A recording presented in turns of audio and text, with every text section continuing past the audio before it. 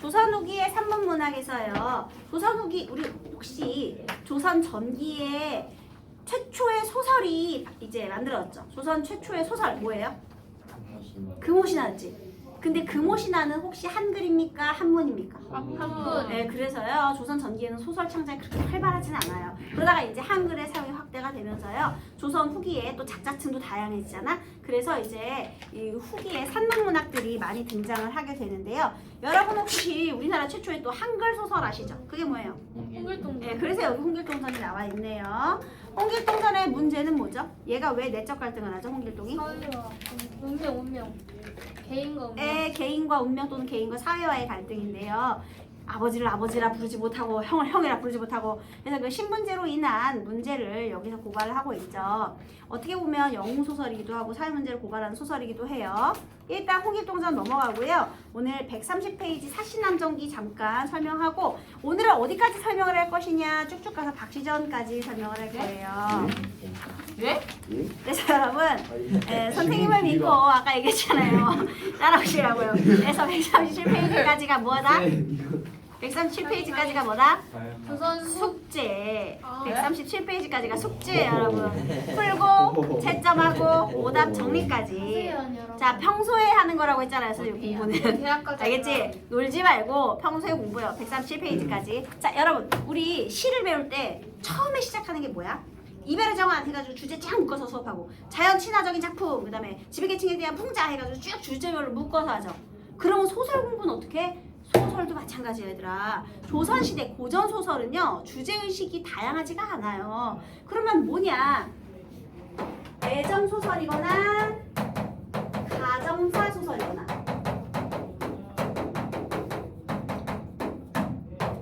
여러분 가정사소설, 애정소설이라는 건 이제 결연담 중심으로 되는 것이고요.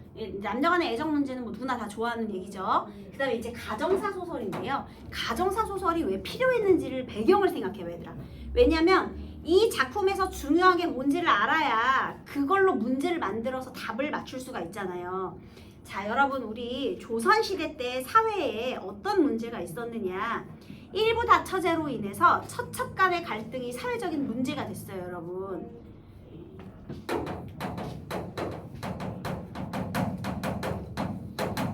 게다가 심지어요 이제 축첩제라고 하거든요 여러분. 첩을 여러 명 두다 보니까요 이제 본처가 죽었어. 그런 다음에 본처 소생의 딸이나 뭐 아들이 있겠죠. 그럼 본처 소생, 그 다음에 새롭게 계모가 왔어. 그런데 그 계모가 또 애를 낳았어. 그러면 이 자리싸움, 누가 더 많은 재산을 물려받고 그 다음에 가업을 물려받을 수 있을지에 대한 싸움이 있겠죠. 그러면 당연히 새로 들어온 계모는 자기 자식을 끼고 돌 수밖에 없는 문제가 생기잖아요.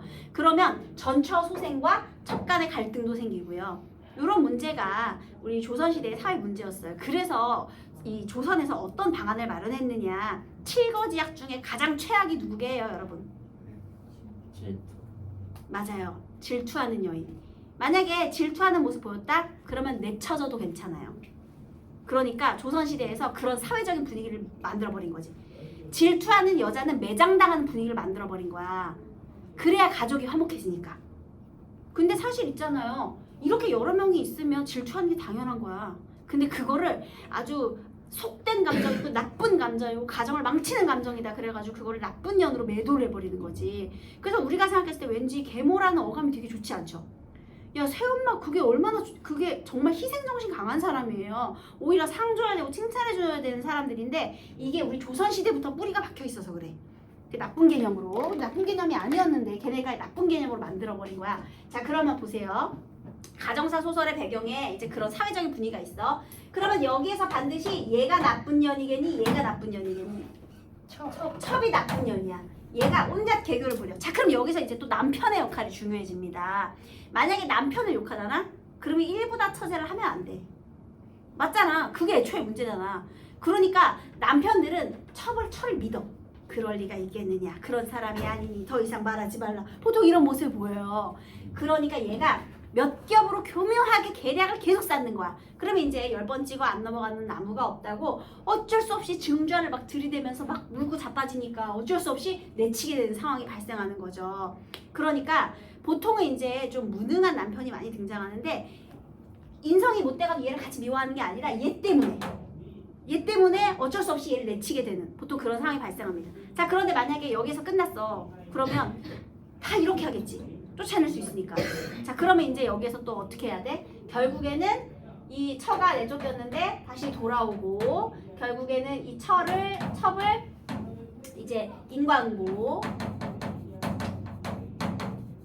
그래서 얘를 이제 그 벌받게 하는. 그래서 사필귀정이라고 하죠, 여러분. 모든 일은 반드시 정으로 돌아간다. 그래서 이렇게 정의가 승리하는 장면을 보여주는 거야. 그래서 사람들이 생각하겠지. 아유, 거봐, 나쁜 짓 하니까 벌 받잖아. 그러니까 질투하고 그러면 안 되는 거야. 본처 자식 괴롭히면 안 되는 거야. 이런 교훈을 얻겠죠. 그래서 결국에는 가정의 화목을 강조하는 내용으로 되어 있어요. 자, 그러면 아까 전에 선생님이 얘기했습니다. 얘가 계략을 교묘하게 여러 번 짜야 된다고 했잖아요. 얘가 조금 흔들었는데 거기에서 남편이 홀라당 넘어가가지고 같이 막 미워해. 그러면 재미가 없잖아, 소설이. 그치? 그러니까 몇 겹으로 교묘하게 짜요. 그러면 이제 어떻게 되느냐? 긴장과 이완이 반복이 되면서 재미있어지는 거야. 그러면 처음에 속이려고 해. 그럼 막 긴장하겠죠. 근데 막 그 남편이 넘어가지 않거나 아니면 다른 사람 믿지 않거나 이래서 불발됐어. 그럼 이제 이완되는 거예요. 그래서 요즘은 이 긴장과 이완 그런 걸 물어보는 문제가 추세예요, 여러분. 그래서 어떤 식의 계략을 쌓느냐, 여기서 어떻게 불발이 되느냐, 어떻게 성공을 하느냐. 그리고 여러분 또 나쁜 일을 할 때는요, 반드시 나쁜 일하는 또 조력자가 있어요. 그러니까 착한 일 하는 조력자만 있는 게 아니야. 왜냐면 나쁜 일을 혼자서 성공시키기 힘들거든요. 그러니까 나쁜 일을 할 때는 반드시 또 조력자가 있어. 그러면 그 나쁜 일을 하는 그 조력자, 결국은 얘가 다 나불나불 불어버리겠지만 어쨌든 그 조력자, 그래서 그런 역할을 물어보는 문제들이 요즘 이 가정사 소설의 핵심이 되겠습니다. 그래서 중요한 포인트를 잘 잡고 계세요. 사신함정기 같은 경우는요, 여러분 우리 5번의 보기를 잠깐 읽어볼게요. 김만중은 숙종이 개비 이연왕후를 폐위시키고 장희빈을 왕비로 맞아들이는데 반대하다가 마침내 남의 섬으로 유배를 가게 되었는데 그곳에서 임금의 마음을 돌리려고 이 작품을 썼다고 한다. 에이, 한마디로요, 여기서 장희빈 탄핵하는 글이죠, 여러분. 그래서 장희빈은 교시로 등장을 하고요. 사신함정기라는 제목은 사씨가 남쪽으로 가게 된 기록이거든요. 얘가 그러니까 쫓겨나가지고 남쪽으로 가니까요. 사씨가 유배 간 기록을 설명하는 거예요. 그래서 사씨가 주인공입니다. 사씨가 인연왕후고요. 교시가 장희빈 되겠고요. 여기에 한림이 등장하잖아요. 이 사람이 숙종인데요. 자, 왕은 까도 돼, 안 돼? 그래서 한림은 인품이 훌륭한데 다 교시가 잘못해가지고 쫓겨난 걸로 그렇게 되어 있습니다. 그래서 나중에는 그렇게 결국에는 사씨가 다시 돌아오는 내용으로 되어 있는데요. 이것도 한번 문제 풀고 해보시고요. 자, 선생님이 사실 오늘 진짜 말하고 싶은 건 바로 이거예요. 뭐냐면요, 이 가정사 소설이 등장하고 그 다음은 뭐가 등장하냐? 바로 영웅소설, 분단소설. 이걸 빼놓을 수가 없어요. 왠지 아세요? 이것도 또 조선의 사회적인 배경과 관련이 있어요. 침략이 너무 많아, 얘들아. 조선시대 때 전쟁이 너무 많아. 근데 그때마다 지배계층이 너무 무능해. 근데 옛날에 또 신분제잖아, 얘들아. 그러니까 신분사회이기 때문에 이 신분사회에서 왕을 욕할 수는 없어요. 그건 신분사회가 아니지. 왕은 하늘이야, 얘들아. 내가 마음에 안 든다고 하느님 부처님 욕할 수 있어요? 아니, 물론 우리는 욕할 수 있지. 야씨 오마이 갓드 많이 욕할 수 있는데요. 시부랄 뭐 욕할 수 있어요. 하지만 그 당시에 그 부모라고 한번 생각해봐. 부모님을 욕할 수는 없는 거예요, 여러분. 그러니까 종교적인 관계야, 완전히. 우리 신분제라는 거. 왕은 그냥 하늘에서 주신 거니까 왕은 잘못이 없어. 그럼 누가 잘못했어? 왕 밑에 간신들이 잘못을 했단 말이에요. 걔네들이 인간이니까. 그래서 지배계층을 그 약한 지배계층이 있어. 근데 또 있잖아. 여기서 만약에 그 문제를 해결해야 돼. 그러면 왕이 어떻게 해결하는 건 아니야. 우리가 거기까지는 주제 넘었어. 하느님이 하는 일을 우리가 감나라 배나라 할 수 있어요? 그러면 이 문제를 해결하려면, 이 간신의 문제를 해결하려면 또 누가 등장해야 돼? 영웅. 맞아요.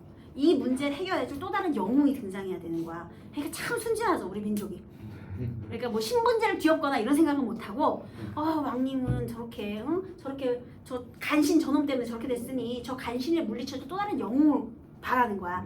그래서 여러분, 우리 영웅소설, 군담소설을 보면은요, 우리가 외세의 침입이 너무 많았기 때문에 이 전쟁으로 인해서 두 가지 부류로 나뉘는데요. 전란의 배경으로 어떤 영웅의 활약을 보여줘요. 특히 있잖아요. 조선시대에 이제 3대 큰 전쟁 있잖아요. 일단 임진왜란이나 정유재란을 보면 자 누가 쳐들어온 거야? 와 오랑캐 그 새끼들이 쳐들어왔어. 자존심 너무 상하지 얘들아. 왜냐하면 우리는 중국에는 사대래요. 우리가 모셔야 할 나라야. 이렇게 상하 관계를 인정을 했다는 건 또 우리 밑도 있다는 거거든요.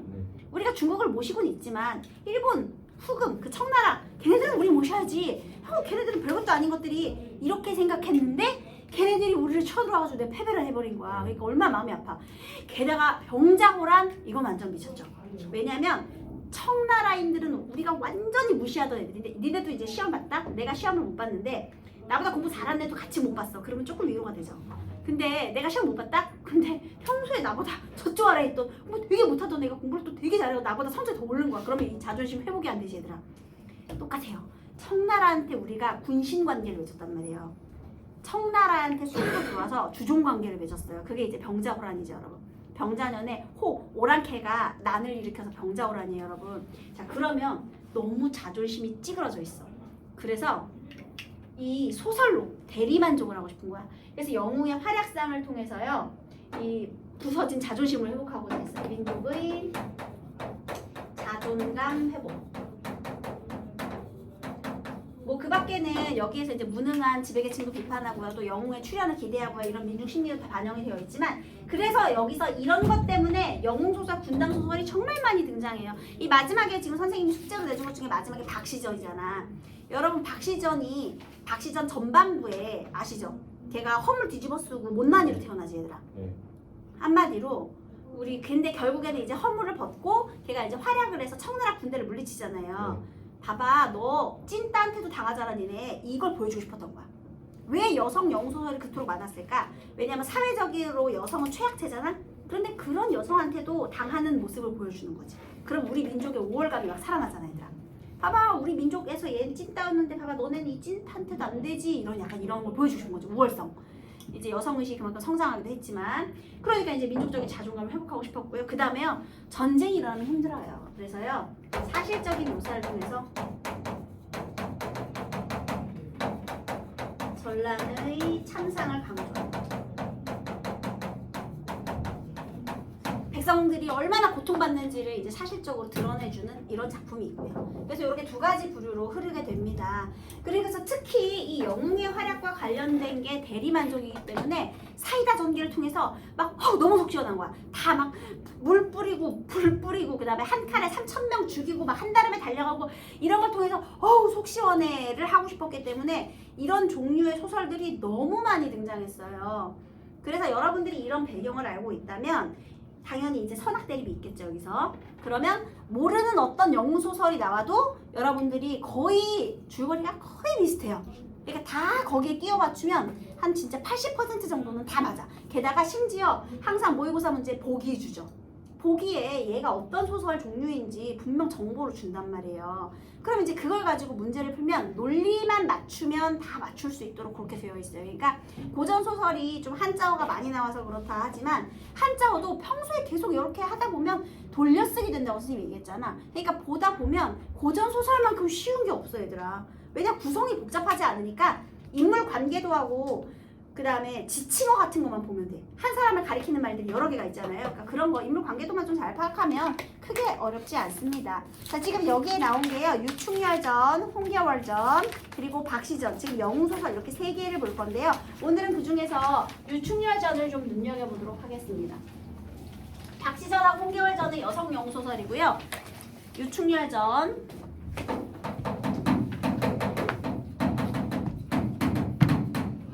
얘들아 이름이 유충렬이래. 이름에 뭐가 들어가 지금? 등장인물. 그러니까 충자가 들어가지. 벌써 뭘 강조한 소설이야? 네 맞아요. 엄청난 충신입니다. 그래서 유충렬전은요 옛날에 인기가 어느 정도 많았느냐. 얘는 있잖아 우리 인기 연예인 포토카드 사잖아요. 유충렬 포토카드처럼 유충렬의 그림을 이렇게 그 사파가들이 그림 그리듯이 막 그림을 그려. 그리고 그거를 벽에다 붙여놓고 그 다음에 얘가 이제 한글 소설이거든요. 영웅 소설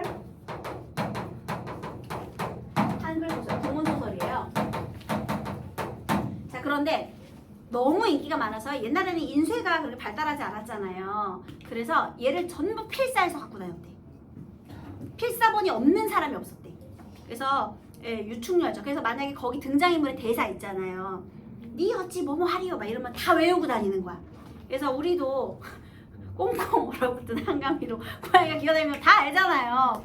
그런 것처럼 애들이 여기 유충열전에 나오는 거를 다 외우고 다니는 거야. 그 정도로 인기가 엄청 많았다고 합니다. 그러니까 되게 유명한 소설이라는 거. 그러면 모의고사나 이런 데서 굉장히 자주 등장하는 소설이라는 거죠. 그러니까 니네 생각보다 더 유명한 소설이에요. 너네 홍계월전 되게 유명한 거 같지? 네. 똑같아. 홍계월전하고 유충열 쌍두마차야. 엄청 인기가 많대요. 춘향전도 인기가 많긴 했지만 그런 것보다 홍길동전 별로 인기 없었어. 그런 거 별로 인기 없고 이런 게 진짜 인기 있었던 소설이라는 겁니다. 자, 그 다음에 또 하나 얘는 또 바로 영웅의 일대기적 구성.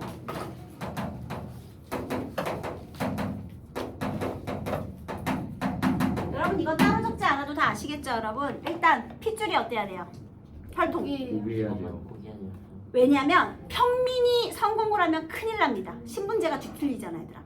무조건 혈통은 고귀해야 돼. 신분제 사회를 바탕으로 하고 있기 때문에 평민이 비범한 능력을 보인다? 그거는 신분제의 근간을 뒤흔드는 거죠. 그러니까 혈통은 무조건 고귀해야 돼요. 고귀한 혈통으로 태어나고요.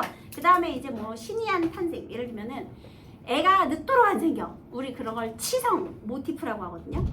막 소원을 빌어가지고 이제 어렵게 얻은 그런 자식이거나 아니면 햇빛바다 잉태하거나 아니면 꿈에 선녀나 아니면 신선이 나타나가지고 적강을 한다거나 천손이 강림한다거나 보통 그런 탄생을 하고요. 어렸을 때부터 비범한 능력을 보이는데 꼭 어렸을 때 위기를 겪죠. 부모와 이별하게 돼요. 부모가 싫어서 버리는 게 아니라 뭐 전란이나 아니면 유배 상황 이런 것 때문에 어쩔 수 없이 부모랑 헤어지게 돼요. 어린 시절 부모한테 버림받는 모티프를 뭐라 해요? 기아 모티프. 기아 모티프. 네, 신선이 인간으로 태어나는 건 적강이라고 하잖아요. 근데 이제 기아 모티프가 꼭 나오고요. 근데 또 조력자가 나타나서 구출돼갖고 양육을 해주죠. 대신 다른 사람 손에 자라요. 능력을 키운 사람이 주인공이 커가지고 또 위기를 만나고 거기서 또 위기를 극복하고 업적을 달성하는 그런 내용으로 구성이 되어 있죠. 영웅의 일대기적 구성. 시련을 극복하고 업적을 달성하는 구성으로 되어 있습니다.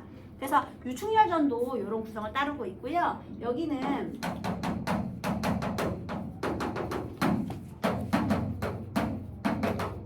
선생님이 아까 선악의 대립이 분명해야 된다라고 했잖아요. 원래 악역이 진짜 못된 놈이어야지. 왜 우리 그 있잖아요. 연진이 나오는 거. 글로리. 그러니까 악역이 진짜 못된 년이어야지 아니면 못된 놈이어야지 원래 선인이 더 선해 보이는 거거든요. 그래서 선악의 대립이 분명하게 나타나는 구조가 굉장히 많습니다. 자, 그러면 한번 이 내용을 읽으면서 채워볼게요. 전략. 한담이 대희 크게 기뻐해 천둥같은 소리를 지르고 순식간에 달려들어 구척 장검을 휘두르니 얘들아 장검이 뭐야? 긴 칼. 그럼 구척이 뭐야? 구척이란 말이 여기 고전에 되게 자주 등장해요. 원래 있잖아요. 척은 한 척이 30cm거든요. 그러면 2m 70이냐 구척이면. 근데 옛날에는요 한 24 이거를 고증해봤대요. 어떤 사람이 23cm 정도 된대요. 18인가 23인가 근데 그렇대요. 그래서 구척은 그러니까 180 아니면 거의 2m 정도 되잖아. 그럼 그런 걸 그냥 구척장신 아니면 구척장검이라고 부른대요. 그래서 왜 우리 관우 막 이런 거 막 이렇게 그 묘사하는 거 보면 구척장신이란 말이 되게 자주 등장하거든요. 그러니까 구척이라는 말은 그냥 거의 2m 가까운 길이다 이렇게 생각하시면 돼요. 원래 1척은 30cm인데 옛날에는 그 척도가 좀 달랐다고 합니다. 아무튼 존나 긴 검 이거를 휘두르니 천자가 탄 날이. 여러분 천자라는 말을 들으면 배경이 이거라는 걸 알아야 돼요. 무조건 뭐예요? 중국. 명나라입니다, 여러분. 왜냐하면 천자는 황제를 가리키는 말이거든요. 여러분 우리나라는 왕이지 황제가 아니죠. 네. 왜? 우리는 중국의 속국이니까. 그래서 우리는 왕이라는 말을 쓰지 황제라든지 천자라는 말은 중국에만 쓰는 말이에요. 그러니까 지금 천자가 위기에 처했죠. 지금 요 악역인 정한담이요. 얘를 핍박하고 있는, 죽인 거 아직 죽진 않았어요. 이제 그런 장면입니다. 천자를 잡아내요. 마하에 엎어뜨리고 거기 옆에 한자를 적어놨죠. 말 아래겠죠. 엎어뜨리고 서리 같은 칼로 통천관을 깨어 던지며 호통하기를. 얘들아 통천관 거기 주석 달려있죠. 별건 아닌데요. 너네 명나라 황제의 얼굴 한번 생각해 볼래?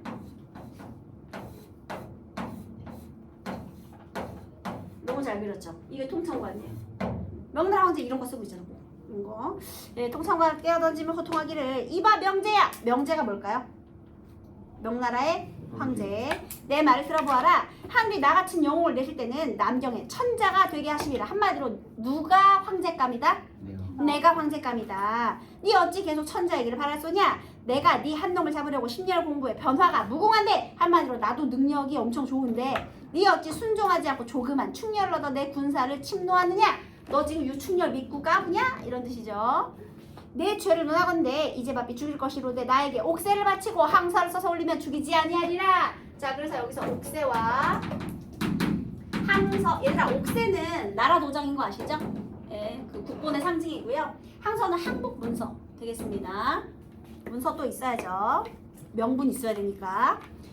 그랬더니요 천자가 그래서 그렇지 아니하면 니놈의 노무와 처자를 한칼 죽이리라 막 협박을 했어요. 그러자 천자가 어쩔 수 없이 하는 말이 항서를 쓰지 않들 지필이 없다. 지필이 뭐예요 여러분? 종이하고 붓. 얘 지금 이런 말 왜 할게? 시간 끌려는 개수작이에요 여러분. 쓰긴 쓸 건데 종이랑 펜이 없네 이렇게 했어요. 그러니까 이제 분노해서 창문을 번뜩이며 말 골룡포를 찢어떼고 손가락을 깨물어서 항서를 쓰지 못할까? 한마디로 뭐예요?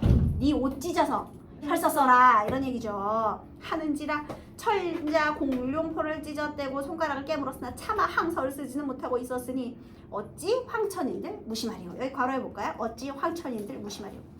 황천이 하늘이거든요. 그리고 옥황상제예요. 그러면 어찌 하늘이 무심하리요.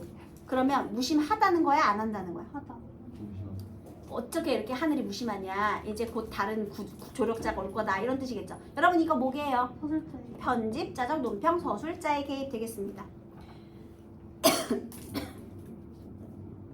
이때 원수. 여러분 이게 또 명나라가 배경이다 보니까요. 명나라의 장군을 우리가 원수라고 부르거든요. 그래서 이런 명칭도 기억을 해둬야겠죠. 원수는 장군이에요. 장군. 이때 장군은 금산성에서 적군 10만 명을 한 칼에 무찌른 후 10만 명을 한 칼에 무찔렀대. 대박이죠. 칼 한 번 휘둘렀는데 10만 명. 곧바로 호산대에 지내치고 있는 적의 청병을 시의 없이 함몰하려고 달려갔다. 그런데 뜻밖의 월색이 희미해지더니 난데 없는 빗방울이 원수의 면상에 들었다. 여러분 여기 줄 쳐보세요. 월색이 희미해지더니 난데없는 빗방울이 원수의 얼굴에 떨어졌대요. 여러분 예로부터 해와 달은 뭐의 상징이죠? 임금 황제의 은총이잖아 얘들아. 근데 월색이 희미해졌다? 그러면 뭔가 불길한 일이 생겼을 것이다 라는 징조가 되겠죠. 그런데 갑자기 우연성이죠. 그 다음에요 또 거기다가 불길한 징조라고 적어볼게요. 근데 갑자기니까 우연적이에요. 그리고 갑자기 막 비가 내려. 뭔가 안 좋아. 조짐이 안 좋아. 원수가 괴이의 말을 잠깐 멈추고 천기를 살펴보니. 여기 천기를 살펴보니 줄 치세요. 비범하지? 지금 뭘 읽은 거야? 하늘의 기운을 읽었어. 그랬더니요 도성에 살기가 가득하고. 자 지금 얘는요 금산성에서 전투 중이거든요. 중국 대륙이 있으면 저 끝이에요. 그런데 지금 여기에 도성에서 내가 얘를 다른 데로 보내서 전투에 참여하게 하고요. 얘가 와가지고 얘를 잡은 거야. 자 그러면 얘는 같은 명나라 사람이었죠. 얘가 내통한 사람이 누구였겠니? 얘가 지금 전쟁하고 있는 호국, 오랑캐국. 호국이랑 그러니까 지금 얘가 배신을 때린 거지. 매국노죠, 매국노. 그래서 자기가 이 나라의 천자가 되려고 이렇게 짠 거야. 그래가지고 얘를 없애려고. 그래서 지금 그런 장면이 되겠습니다. 근데 이제 도성을 보니까 살기가 가득하고 그 다음에 또 천자의 자미성, 천자의 운명을 상징하는 별이에요. 그 자미성이 떨어져 변수가에 비치어 있었다. 그러니까 도성, 그러니까 변수 가장자리, 여기가 물 압록강 근처? 뭐 이런 식으로. 그러니까 변수의 가장자리로 얘가 도망갔거든요. 그래서 변수의 가장자리에 지금 떨어져 있었다. 그러니까 지금 여기서 도주 중이거든요. 여기서 그걸 본 거죠. 원수 대경에 발을 부르며 왈 이게 웬 편이냐 하고 산후편을 높이 들어 채찍질을 하며 편 이거 채찍이죠 여러분. 산호로 장식한 채찍을 들어 천사마에게 정색을 하러 이르기를 천사마가 유충렬이 타는 말 이름이에요. 천사마야 네 용맹 두었다가 이런 때 아니 쓰고 어디 쓰리요. 지금 천자께서 도적에게 잡혀 명제 경각이라. 명제 경각이다. 목숨이 코앞에 있다. 위험하다. 이런 거죠. 순식간에 득달해 천자를 구원하라. 여기서 지금 뭐 하는 거예요 여러분? 근데 여기는 지금 생략대인데요. 여기에서 얘가 도성에서 출발해서 적군을 이렇게 좀 치려고 오락에 치려고 가는데 이동하는데 계절이 바뀌거든요. 얘가 한 3달 동안 간 거야. 얘들아. 계절 바뀌려면 3달이잖아. 응? 여기 가는데 3달 걸렸어. 그런데 지금 우리 황제님이 위험하시니 단숨에 가보자 하고 말하는데 지금 말을 걸었죠. 네. 자 그러자 여기서 천사만은 본래 천상에서 내려온 비용이라. 이 말의 정체가 뭐라고요? 용입니다. 용. 채찍질을 아니하고 제 가는 대로 두어도 비룡의 조화를 부려 순식간에 몇천 일을 갈 줄 모르는데 하물며 제 임자가 정색을 하고 말하고 또 사원대로 채찍질까지 하니 어찌하니 급히 갈까? 한마디로 엄청 급히 간다는 뜻이겠죠? 여러분 어찌하니 급히 갈까? 여기 또 괄호하세요. 이것도 뭐예요? 편집자죠? 논편. 그래서 눈 한 번 꿈쩍하는 사이 여기 줄 치세요. 눈 한 번 꿈쩍하는 사이에 황성 밖을 얼른 지나 편숫가에 다다랐다. 갈 때는 3달 걸렸는데요. 올 때는요. 눈 깜짝할 사이. 이거 고전소설의 무엇일까요? 전기성. 대단하죠? 갑자기 위험에 처했다고 해가지고 바로바로 여기로 도착한 게 되겠습니다. 그래서요 이때 천자는 백사장에 엎어져 있고 자 여기서 또 중요해요. 천자는요 굉장히 무능하고 나약하죠. 울기만 하고 엎어져 있고 기절을 있고 아무것도 하는 게 없잖아. 유충렬만 기다려. 이게 또 민중이 지배계층을 어떻게 생각하는지 보여주는 거야. 지배계층에 대한 이 민중들의 의식이 반영되어 있죠. 왕봐. 임진왜란 터지자마자 선조 재빠르게 도망가고요. 그러니까 그런 게 이제 반영이 된 거야. 약간 지배계층의 무능함이 반영이 돼서 이렇게 되었고요. 그 다음에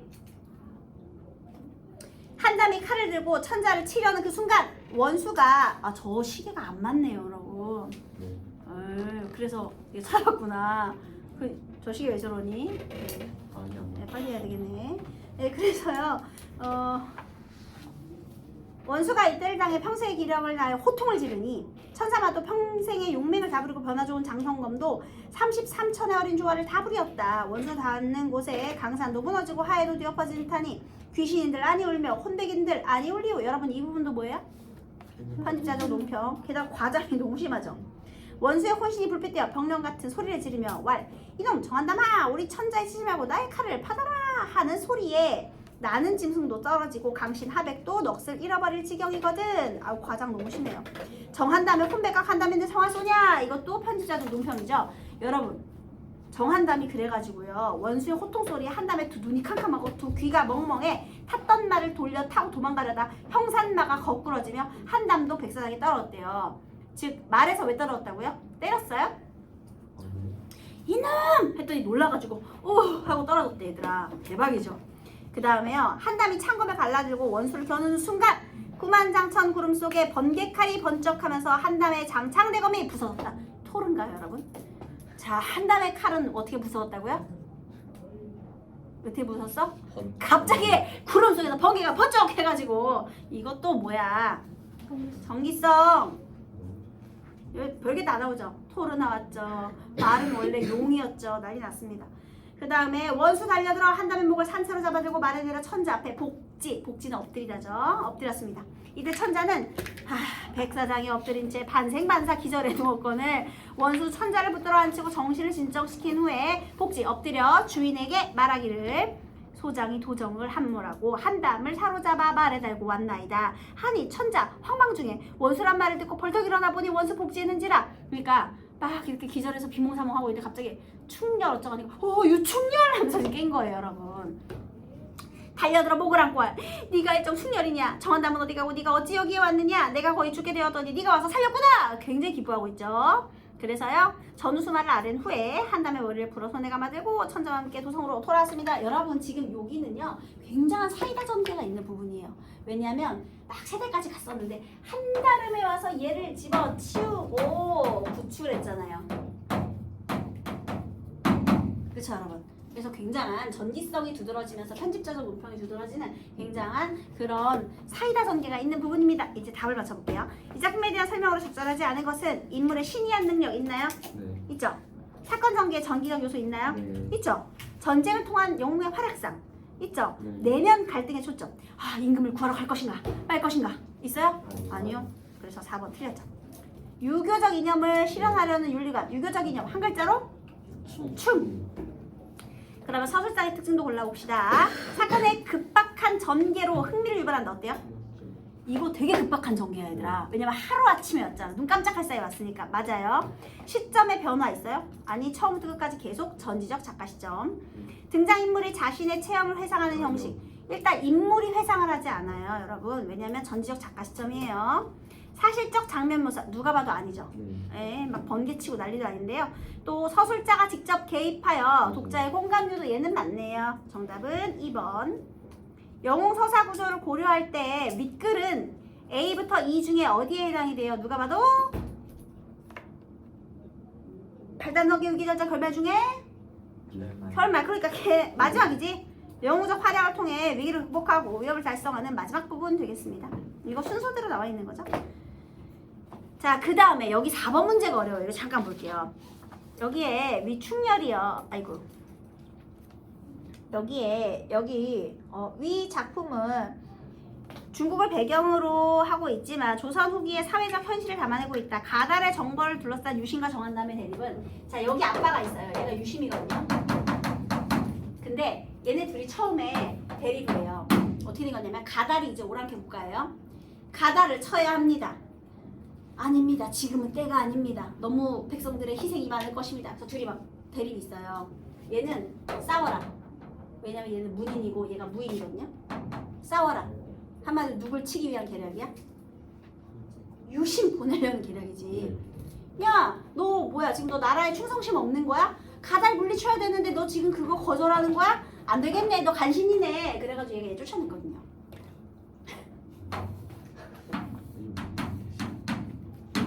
지금 이런 장면이거든요.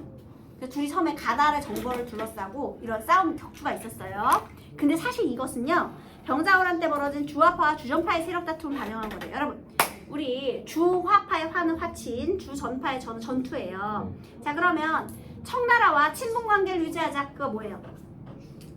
주화파죠. 주화파는 실리야 명분이에요? 실리지. 친분 관계 실리. 자, 그 다음에 주전파는 뭐예요? 명분이지. 싸우자지. 네. 왜냐하면 우리 어버이의 원수잖아. 네. 어버이는 명나라고 명나라의 원수가 청나라니까 싸워야 된다. 근데 지금 현실적으로 싸우면 돼, 안 돼? 안 되는데, 자, 그런데 있잖아. 조선시대 때는 누가 대세야? 주화파는 왕따에 다 유배 갔어요. 왜냐? 성리학자들에게 있을 수 없는 일이에요, 여러분. 성리학자는 명분이잖아. 그러니까 왜 짜증나는지 알겠죠, 여러분?